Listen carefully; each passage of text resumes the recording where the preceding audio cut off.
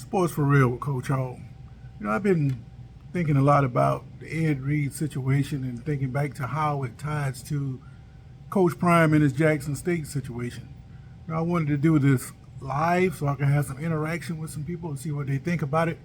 But if I get enough feedback from what I want to say, then we'll go back and do it again live.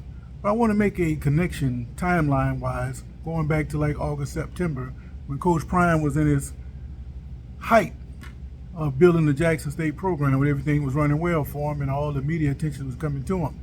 Now, if you were paying any kind of attention, you would know that the way he had things running at Jackson State, he wasn't going to be there very long.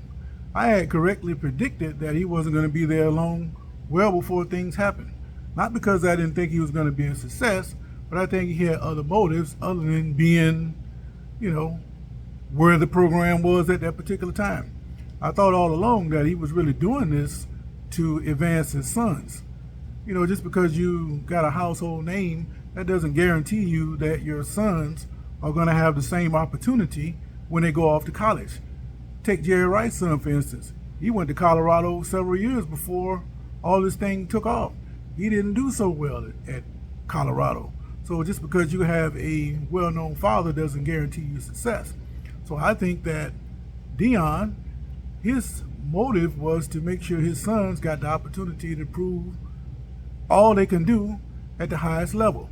So when the opportunity came, and with all the other stuff surrounding the administrations and the accusations and the rumors and the things taking place concerning the money at Jackson State, it was a perfect time to go and run off to Colorado and give his sons a better platform in which to showcase their talents.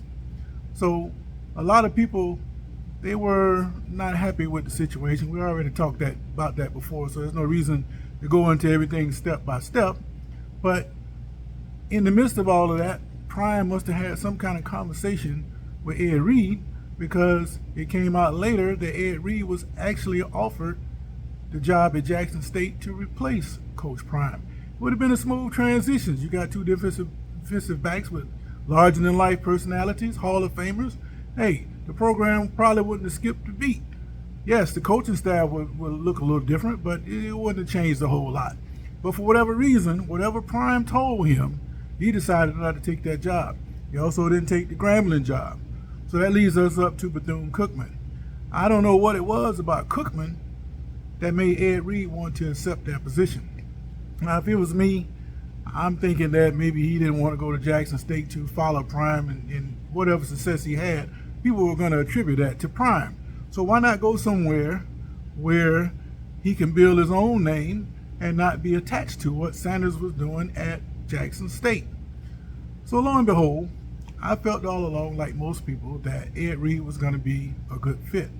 But after all this stuff went down with the video, and a lot of people, they made it clear that no matter what the problems were at Cookman, Reed was being insubordinate.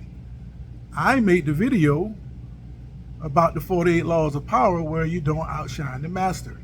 Well, the situation has taken a bizarre turn since all that went down, simply because the reaction that Reed has had from being displaced at Cookman.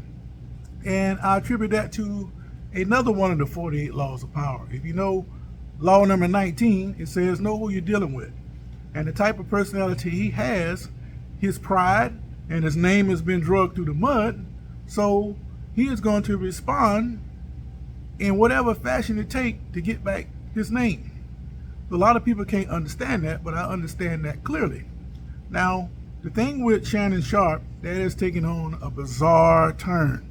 Sharpe made a statement. Reed said that's not the way things are going. Sharpe came back and tried to retract it and put a spin on it, thinking that's the end of it.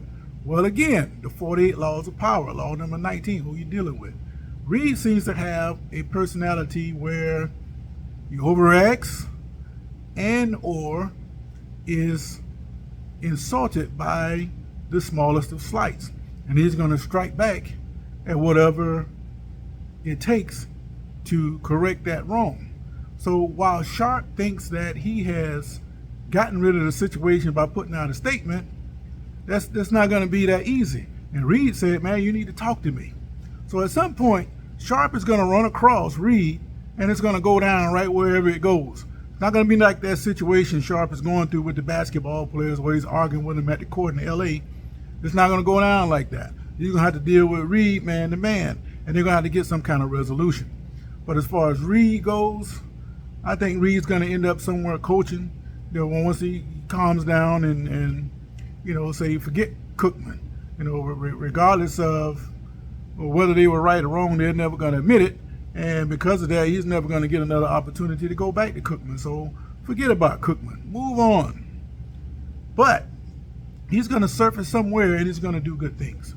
But again, I wanted to talk about this live so I can get some feedback. But if I get enough response from this, I'll come back to this situation and revisit it, and we'll see what we can do about another live show. Until then, this is Sports for Real.